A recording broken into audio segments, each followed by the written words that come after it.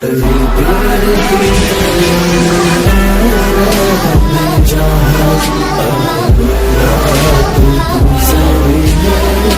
مراد اس وقت کرسی خطابت پر جھارکھنڈ کے عظیم شخصیت حضرت مولانا مفتی طلحہ ندوی صاحب کو میں آواز دینا چاہوں گا۔ کسی شاعر نے کہا تھا کہ جہاں رہے گا وہی روشنی لٹائے گا، جہاں رہے گا وہی روشنی لٹائے گا، کسی چراغ کا اپنا مکان نہیں ہوتا۔ میرے دوستو، میں بڑے ادب کے ساتھ حضرت مفتی طلحہ ندوی صاحب جنرل سیکریٹری مجلس علماء جھارکھنڈ سے گزارش کرتا ہوں ان چار مصروں کے ساتھ کہ اٹھ اور سرے نو دہر کے حالات بدل ڈال، اٹھ اور سرے نو دہر کے حالات بدل ڈال، تکبیر سے تدبیر کے حالات بدل ڈال، اور تعلیم پہ موقوف حیران آئی یہ آفتاب، بیہودہ کتابوں کی خرافات بدل ڈال۔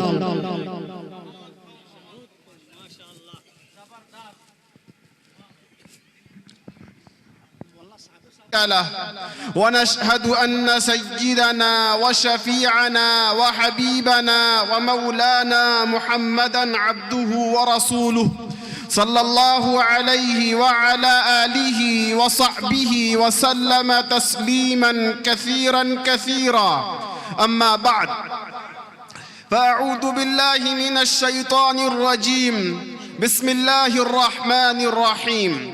أم كنتم شهداء إذ حضر يعقوب الموت إذ قال لبنيه ما تعبدون من بعدي قالوا نعبد إلهك وإله آبائك إبراهيم وإسماعيل وإسحاق إلها واحدا ونحن له مسلمون. صدق الله العظيم وصدق رسوله النبي الكريم. اسٹیج پر تشریف فرما حضرات علماء کرام، محترم بزرگوں اور دینی ایمانی بھائیوں، آج کے اس پروگرام کا عنوان تعلیمی بیداری کانفرنس و اصلاح معاشرہ ہے۔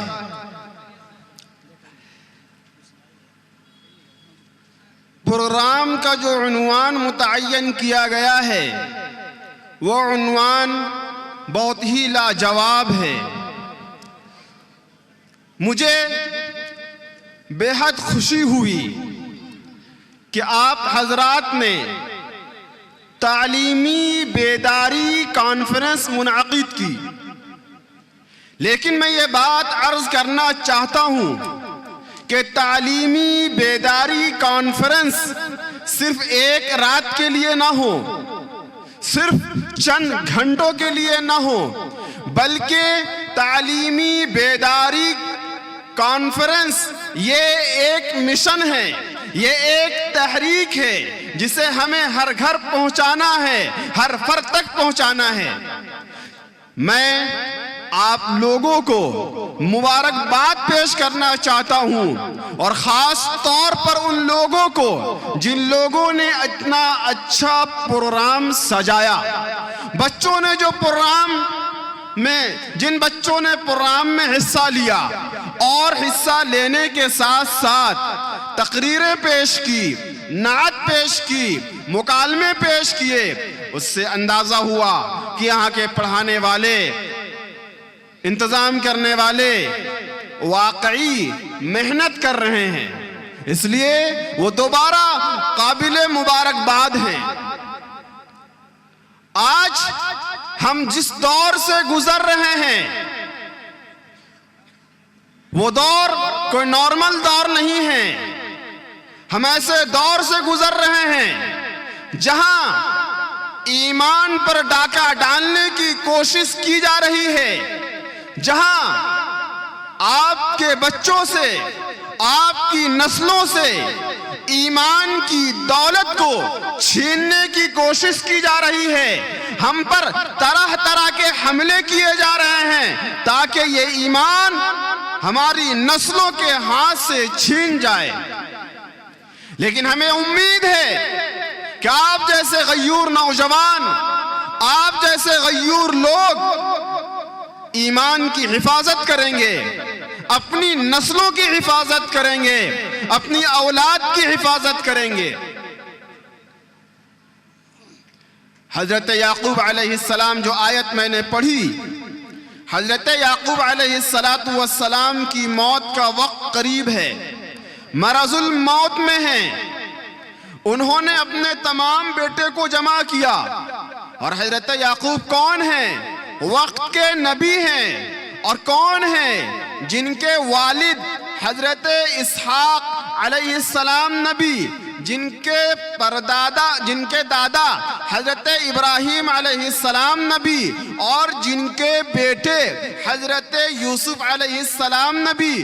پورا گھرانہ نبوت سے بھرا ہوا ہے، لیکن اس کے باوجود جس چیز کی فکر انہیں لاحق ہوئی، وہ ایمان کی فکر لاحق ہوئی، وہ اسلام کی فکر لاحق ہوئی۔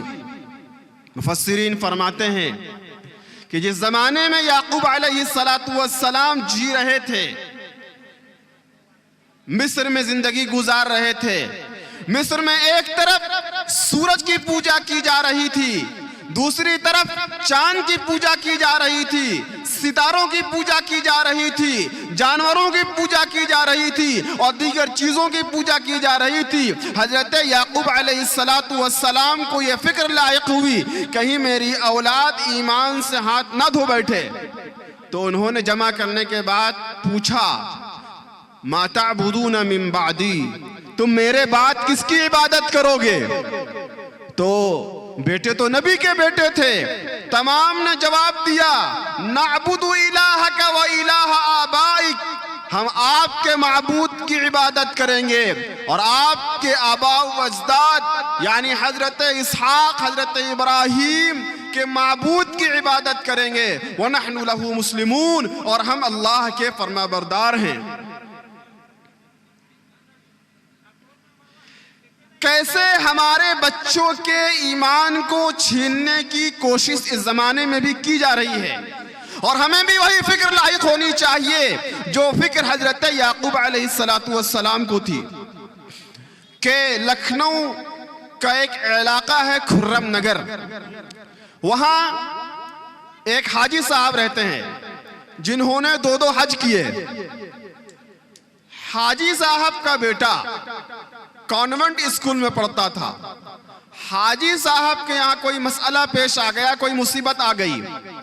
حاجی صاحب نے بچے سے کہا کہ بچے اللہ سے دعا کرو، اللہ اس مصیبت کو دور کر دے گا۔ بچے نے کہا کہ ہم اللہ کے بیٹے حضرت عیسیٰ سے دعا کریں گے، وہ ہماری مصیبت کو دور کر دیں گے۔ باپ کے پیروں کے نیچے سے زمین نکل گئی کہ میرا بچہ یہ کیا کہہ رہا ہے۔ تو باپ نے پھر بعد میں پوچھا اپنے بچے سے کہ تم نے یہ جملہ کیسے کہا؟ تو بیٹے نے جواب دیا کہ والد صاحب، ہم ایک مرتبہ کہیں ٹور میں جا رہے تھے، ہمارے ساتھ کچھ اور ہمارے کلاس فرینڈ بھی تھے، ہمارے ایک ٹیچرز تھے، تو کہیں پر بس کو سازش کے تحت رکوا دیا گیا، اور یہ باور کرایا گیا کہ بس خراب ہو چکی ہے، لہٰذا ہم لوگ اتر گئے، اور ٹیچر نے کہا کہ تم سب اپنے اپنے معبودوں سے دعا کرو کہ بس ٹھیک ہو جائے اور چلنے لگے۔ ہم سب نے دعا کرنی شروع کی، بس ٹھیک نہیں ہوئی۔ پھر ٹیچر نے کہا کہ اب تم سب خدا کے بیٹے حضرت اسحاق سے، حضرت عیسیٰ سے دعا کرو۔ عیسائیوں کا یہ عقیدہ ہے کہ حضرت عیسیٰ علیہ السلام اللہ کے بیٹے ہیں۔ ہمارا یہ عقیدہ ہے کہ حضرت عیسیٰ علیہ السلام اللہ کے بیٹے نہیں ہیں، بلکہ وہ اللہ کے نبی ہیں، اللہ کے برگزیدہ بندے ہیں۔ لہٰذا ہم لوگوں نے دعا کی تو وہ بس ٹھیک ہو گئی۔ ہمارے بچوں کے ایمان پر کس طرح حملہ کیا جا رہا ہے ہمیں پتہ بھی نہیں ہے۔ ہمارے بھی بچے کانوینٹ اسکولوں میں جاتے ہیں، ایسے اسکولوں میں جاتے ہیں جہاں دیومالائی تہذیب سکھائی جاتی ہے، اس کی تعلیم دی جاتی ہے، اور بہت ہم شوق سے کہتے ہیں کہ میرا بچہ فلاں اسکول میں پڑھ رہا ہے، میرا بچہ فلاں اسکول میں پڑھ رہا ہے، اور ہمیں پتہ بھی نہیں ہے کہ ہمارا بچہ، ہم نے اپنے بچے کا نام زید تو رکھ دیا، عمر تو رکھ دیا، عبداللہ تو رکھ دیا، لیکن وہ نام کا مسلمان ہے، اندر سے وہ کچھ اور ہو چکا ہے۔ ہمیں پتہ ہی نہیں ہے، ہمیں احساس ہی نہیں ہے، ہمیں فکر ہی نہیں ہے۔ اسلام تعلیم دینے سے منع نہیں کرتا ہے، اسلام اس بات کی تعلیم دیتا ہے کہ تم پڑھاؤ، انگریزی بھی پڑھاؤ، سائنس بھی پڑھاؤ، ٹیکنالوجی بھی پڑھاؤ، ہندی بھی پڑھاؤ، حساب بھی پڑھاؤ، لیکن ان تمام چیزوں کی تعلیم دینے سے پہلے اپنے بچے کو مسلمان بناؤ۔ حضرت مولانا عبداللہ حسنی صاحب نور اللہ مرقدہ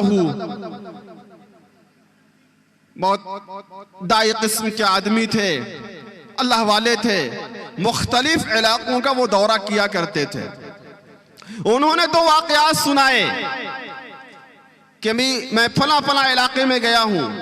انہوں نے بتایا کہ ابھی لکھنؤ کا واقعہ سنایا کہ 200-250 ٹیچرز کو جمع کیا گیا، ان سے اسلام کے بارے میں پوچھا گیا، اور اتنا آسان پوچھا گیا کہ نبی کا کیا نام، نبی کے والد کا کیا نام ہے، نبی کی والدہ کا کیا نام ہے۔ وہ ٹیچرز نبی کے والد کا نام نہیں بتا پائے، نبی کی والدہ کا نام نہیں بتا پائے۔ بہت مشکل میں کسی ایک نے بتایا تو ان سے معلوم کیا گیا کہ تمہیں کیسے معلوم ہوا؟ تو بتایا کہ ہم نے مکتب میں پڑھا تھا، وہیں مجھے بتایا گیا ہے۔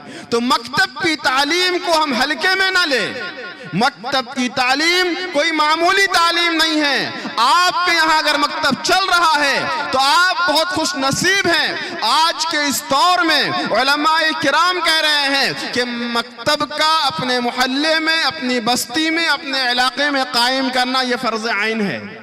اس کے بغیر ہم اپنے بچوں کے ایمان کی حفاظت نہیں کر سکتے ہیں۔ اور کیا ذریعہ ہے؟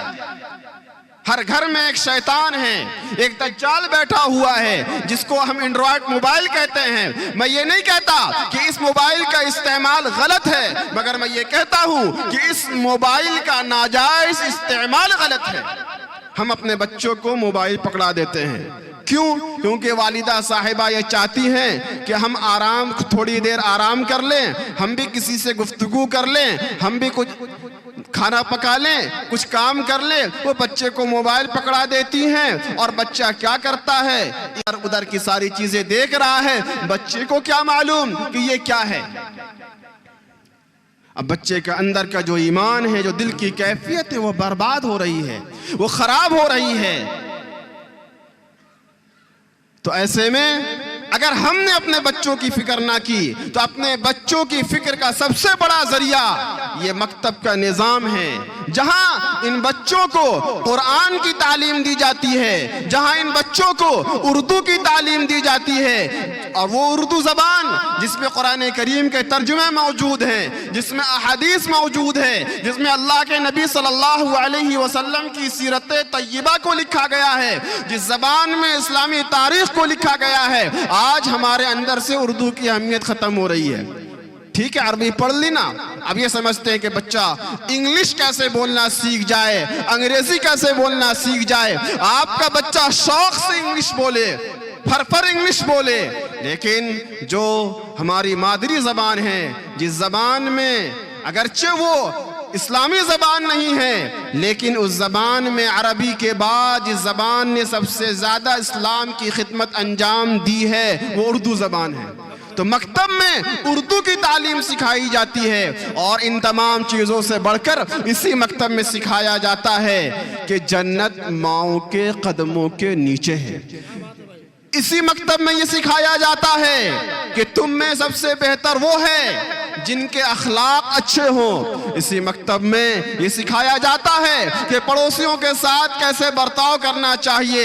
اس مکتب میں یہ سکھایا جاتا ہے کہ بڑوں کے ساتھ کیا برتاؤ ہونا چاہیے۔ اس مکتب میں یہ سکھایا جاتا ہے کہ حلال روزی کیسے کمائی جاتی ہے۔ اس مکتب میں یہ سکھایا جاتا ہے کہ ہمارے نبی کے والد کا کیا نام ہے، والدہ کا کیا نام ہے، بیٹیوں کے کیا نام ہے، ازواج مطہرات کے کیا نام ہے۔ میں تو بہت پہلے نہیں آ سکا، ہو سکتا ہے کہ آپ نے جب ان بچوں کے پروگرام کو دھیان سے سنا ہوگا تو آپ کو اندازہ ہوا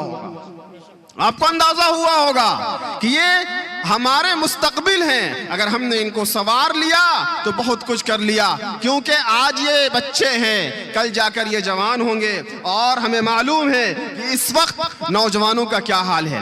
آپ کا جو دوسرا عنوان ہے، ایک تو ہے تعلیمی بیداری کانفرنس اور دوسرا عنوان ہے اصلاح معاشرہ۔ اس وقت نوجوانوں کا کیا حال ہے وہ ہم سب کو معلوم ہے۔ آج کا نوجوان، میں سارے نوجوانوں کو نہیں کہتا، میں یہ نہیں کہتا کہ سارے نوجوان بگڑ چکے ہیں، سارے نوجوان نکمے ہو چکے ہیں، لیکن نوجوانوں کی ایک بڑی تعداد ہمارے ہاتھوں سے نکل رہی ہے اور وہ غیروں کے ہاتھوں میں جا رہے ہیں۔ نشہ جیسی چیزوں کی لت جس میں ہمارے نوجوان مبتلا ہیں، اور طرح طرح کی چیزیں ایسی آ گئی ہے کہ شراب کا نشہ کیا جا رہا ہے۔ وہ سیرپ جسے کھانسی کے موقع پہ پیا جاتا ہے، اس سیرپ کو بطور نشہ کے پورا پی لیا جا رہا ہے تاکہ نشہ آ جائے۔ نشہ کے انجیکشن استعمال کیے جا رہے ہیں، دوائیاں استعمال کی جا رہی ہے، اور اس بیوقوف کو یہ پتہ نہیں ہے کہ اس کی وجہ سے میری صحت خراب ہو رہی ہے، میرا دماغ خراب ہو رہا ہے، میری عقل جا رہی ہے، میرا مال برباد ہو رہا ہے، میرے خاندان والے پریشان ہو رہے ہیں۔ ایک جو نشیڑی ہوتا ہے اس سے لوگ اتنا گھن کرتے ہیں جتنا کتے سے بھی نہیں کرتے ہیں۔ جب ایک آدمی شراب کے نشے میں مست ہوتا ہے اور وہ نالی کے کنارے پر پڑا ہوا ہوتا ہے تو مکھیاں اس پر لگی ہوئی ہوتی ہے۔ جب لوگ اس کے پاس سے گزرتے ہیں تو دور ہو کر جاتے ہیں، یا ناک میں رومال رکھ لیتے ہیں یا ہاتھ رکھ لیتے ہیں تاکہ اس کی بدبو مجھ تک نہ پہنچے۔ جب انسان نشہ چھوڑتا ہے تو اللہ رب العزت کل اسے جنت میں ایسی شراب عطا فرمائے گا جس شراب کو پینے کے بعد اس کی عقل بدحواس نہیں ہوگی، اس کا دماغ خراب نہیں ہوگا، اس کی صحت خراب نہیں ہوگی، بلکہ اسے ایک خاص قسم کا سرور و انبساط حاصل ہوگا، ایک لذت حاصل ہوگی، ایک خوشی حاصل ہوگی۔ وہ سارے غم کو بھول جائے گا، ٹینشن کو بھول جائے گا، اور جنت میں تو غم اور ٹینشن نام کی کوئی چیز ہی نہیں ہے۔ ہم اگر یہ چاہتے ہیں کہ ہمیں اللہ رب العزت جنت میں شراباً طہورا نصیب فرمائے تو ہمیں دنیا کی اس گندی ناپاک شراب کو چھوڑنا ہوگا۔ ہماری جوانی اس لیے نہیں ہے کہ ہم اپنی جوانیوں کو نشہ میں لگائے، ہماری جوانی اس لیے نہیں ہے کہ ہم اس جوانی کو غیر محرموں سے موبائل کے ذریعے سے بات کرنے میں، موبائل کے ذریعے سے چیٹنگ کرنے میں، اور اپنی جوانی، ہماری جوانی اس لیے نہیں ہے کہ ہم اس جوانی کو موبائل میں گندی فلموں میں دیکھنے میں لگائیں، بلکہ ہماری یہ جوانی اس لیے ہے کہ ہم دنیا میں انقلاب پیدا کر دے۔ دنیا میں جتنے لوگوں نے انقلاب برپا کیا ہے اس میں سے اکثر لوگ جوان ہیں۔ محمد بن قاسم کون تھے؟ جو سندھ آئے، اور یہ سندھ اسی ملک کا ایک حصہ ہے۔ وہ آئے اور آنے کے بعد انہی کے ذریعے سے اس ملک میں اسلام پھیلا ہے، اور آج ہم اور آپ اللہ کا نام لیتے ہیں، اللہ کے نبی کا نام لیتے ہیں، نماز پڑھتے ہیں، اسلامی تہذیب کے ساتھ رہتے ہیں۔ یہ محمد بن قاسم کی دین ہے، یہ کسی اور کی دین نہیں ہے۔ اور وہ کون تھے؟ وہ کوئی 60 سال کے بوڑھے نہیں تھے، 70 سال کے بوڑھے نہیں تھے، بلکہ وہ جیسا کہ مورخین نے لکھا ہے کہ 17 سال کے ایک نوجوان تھے۔ ایک حدیث میں سناتا ہوں جوانوں کے تعلق سے، اللہ کے نبی صلی اللہ علیہ وسلم نے ارشاد فرمایا کہ کل آخرت میں نفسی نفسی کا عالم ہوگا۔ ایسا علم ہوگا کہ باپ بیٹے سے بھاگے گا، بیٹا باپ سے بھاگے گا، ماں بیٹی سے بھاگے گی، بیٹی ماں سے بھاگے گی، شوہر بیوی سے بھاگے گا، بیوی شوہر سے بھاگے گی۔ نفسی نفسی کا عالم ہوگا، یہ ایک دوسرے کے قریب ہوتے ہیں۔ یہ عالم ہوگا کہ لوگ پسینے سے سرابور ہوں گے، بعضوں کا پسینہ اس کے برے اعمال کی وجہ سے ٹخنوں تک، بعضوں کا گھٹنوں تک، بعضوں کا کمر تک، بعضوں کا سینے تک ہوگا، لیکن 7 خوش نصیب ایسے لوگ بھی ہوں گے جنہیں اللہ رب العزت، اگر اس حدیث کا اس زمانے کے لحاظ سے ترجمہ کیا جائے تو یہ مطلب ہوگا کہ اللہ انہیں ایئر کنڈیشن نصیب فرمائے گا۔ سخت گرمی کا زمانہ ہو، سخت گرمی کا زمانہ ہو، لوہ کے تھپڑے چل رہے ہوں، پسینے آ رہے ہوں، تو آدمی چاہتا ہے کہ ایسے موقع پر کسی اے سی والے روم میں رہیں تاکہ گرمی سے ہمیں کچھ نجات مل سکے۔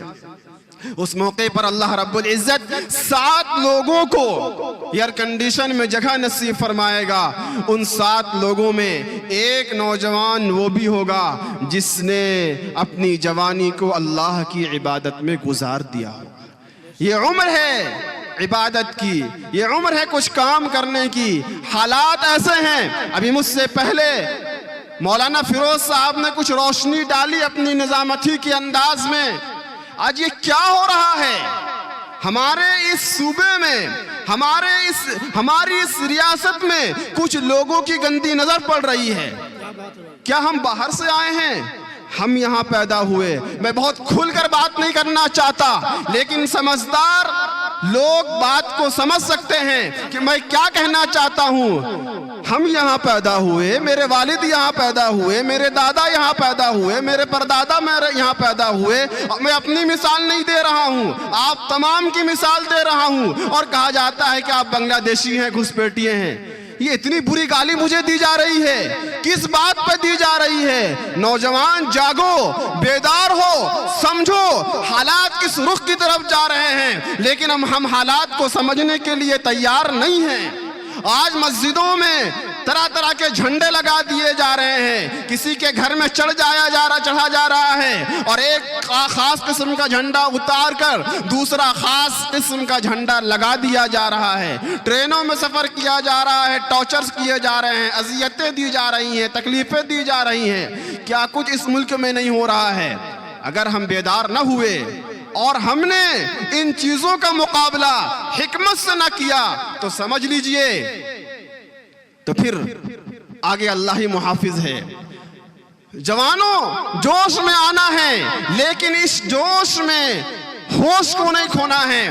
آج مولانا سجاد نعمانی صاحب دامت برکاتہم العالیہ، جن کا ماہانہ پروگرام ہوتا ہے، نشست ہوتی ہے ان کی خانقاہ میں، انہوں نے بہت بہترین بات کہی کہ نوجوانوں سے جوش کو ختم نہیں کرنا ہے، ورنہ یہ بزدل ہو جائیں گے، اور اس جوش میں ہوش کھو دینا یہ حکمت کے خلاف ہے۔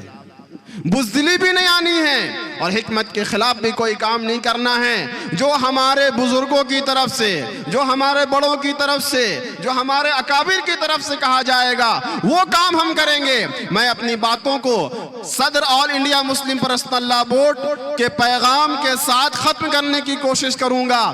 صدر all India Muslim personal law board نے ملک کے مختلف جگہوں میں کہا ہے کہ اگر یہ بل پاس ہو جاتا ہے، یہ ناپاک بل، جو ایسا بل ہے کہ اگر خدا نہ خواستہ یہ بل پاس ہو گیا تو نہ ہماری مسجدیں محفوظ رہ سکتی ہیں، نہ ہمارے مدرسے محفوظ رہ سکتے ہیں، نہ ہماری خانقاہیں محفوظ رہ سکتی ہیں، نہ ہماری درگاہیں محفوظ رہ سکتی ہیں۔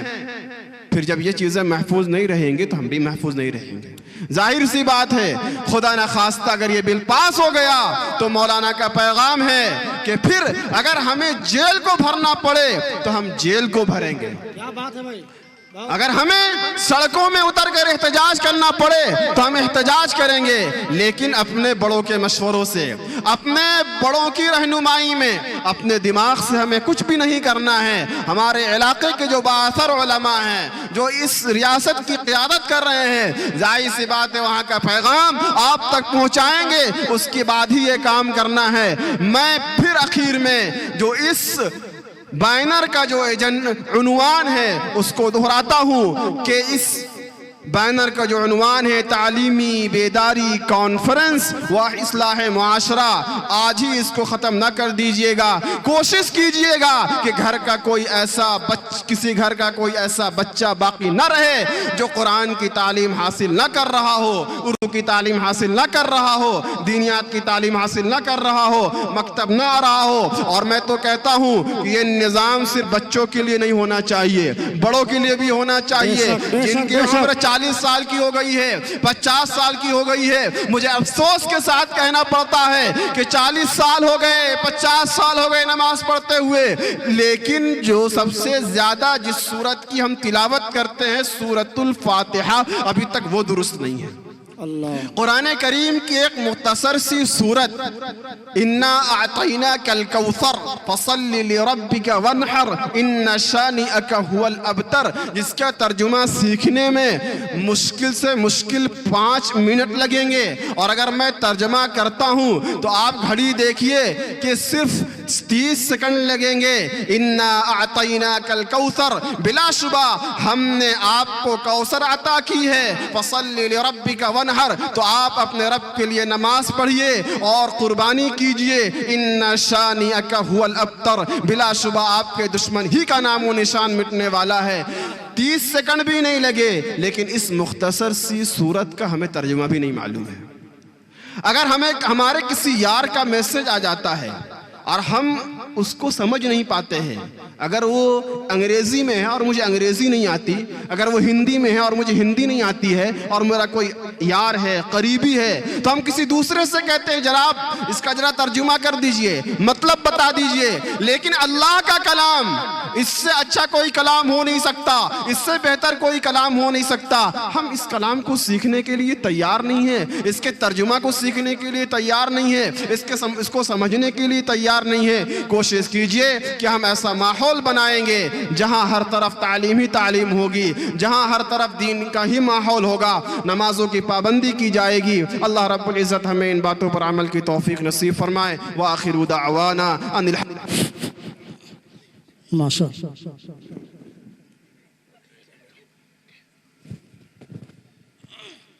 माशाअल्लाह। हजरत मुफ्ती साहब जो बयान देकर गए हैं, यकीन मानो में दोस्तों, आज का आपका ये जलसा करना काबिल कबूल है। बस सिर्फ गुजारिश ये है कि आप इंशाअल्लाह अमल करेंगे इंशाअल्लाह। हजरत ने बड़ी जामे गुफ्तगू 2 मौजू पर, एक तालीमी बेदारी और एक हालात पर इस्लाह मुआशरा, बड़ी अच्छी बात कह के अपनी जगह ली है। मैं दुआ करता हूँ आप भी दुआ करें, इंशाअल्लाह हम तमाम लोग अमल करेंगे और आने वाले जो मुस्तकबिल में जो हालात है हम इसका डट कर और आगे बढ़कर हम इसका मुकाबला करेंगे इंशाअल्लाह।